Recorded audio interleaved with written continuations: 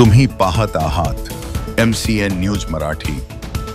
परराज्यातून आलेल्या वाहन चालकाला ब्लॅकमेल करून गुन्हा दाखल करण्याची धमकी देत जबरदस्तीने पैसे उकळणाऱ्या बुलढाणा जिल्ह्यातील 5 वाहतूक पोलिसांचे गुन्हेगारी स्वरूप उघड झाल्यानंतर जिल्हा पोलीस अधीक्षक निलेश तांबे यांनी या प्रकरणाची गंभीर दखल घेत 5ही वाहतूक पोलीस कर्मचाऱ्यांवर निलंबनाची कारवाई केली आहे।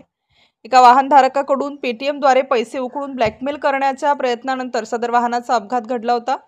कर्नाटकातील चल्लकेरे येथील ताज अब्दुल रहमान हे अकीब अरमान रहमतुल्ला शेख इब्राहिम अब्दुल कादिर आणि जुबेर अहमद जाफर या सहकाऱ्यांसह एका कारने मलकापूरकडे एका चित्रपटासाठी लोकेशन पाहण्यासाठी येत होते। दरम्यान चिखली बुलढाणा मार्गावर 2 वाहतूक पोलिसांनी त्यांचे वाहन अडवून कागदपत्रांची मागणी केली, तसेच कारवाई टाळण्यासाठी 3000 रुपये मागितले। त्यानुसार पेटीएमद्वारे चहावाल्याकडे 1500 रुपये दिल्यानंतर वाहन सोडण्यात आले। त्यानंतर काही अंतरावर आणखी 3 पोलिसांनी पाठलाग करून पुन्हा वाहन अडवले।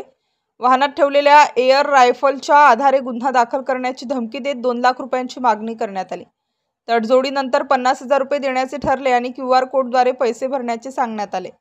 ताज रहमान यांना संशय आल्यामुळे त्यांनी वाहनासह घटनास्थळावरून निघण्याचा प्रयत्न केला। त्यावेळी वाहनात असलेल्या 2 पोलिसांनी पैसे नको पण आम्हाला उतरवा असे सांगितले। त्यानंतर ताज यांनी वाहन थांबवून त्यांना खाली उतरवले, मात्र लगेच वाहनाचे नियंत्रण सुटल्याने त्यांच्या वाहनाचा अपघात झाला।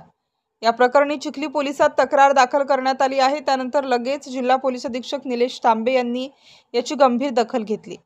अभय टेकाळे चिखली पोलीस स्टेशन, गजानन भंडारी जिल्हा वाहतूक शाखा, विठ्ठल काडुसे, विजय आंधळे, संदीप किरके तिघेही महामार्ग मदत केंद्र या 5 पोलिसांचे वर्तन अशोभनीय, बेशिस्त आणि बेजबाबदार असल्याचे स्पष्ट झाले असून पोलीस दलाची प्रतिमा मलिन झाल्यामुळे त्यांच्यावर तडकाफडकी निलंबनाची कारवाई करण्यात आली आहे। MCN न्यूज मराठी करिता रवी शेगोकार, बुलढाणा।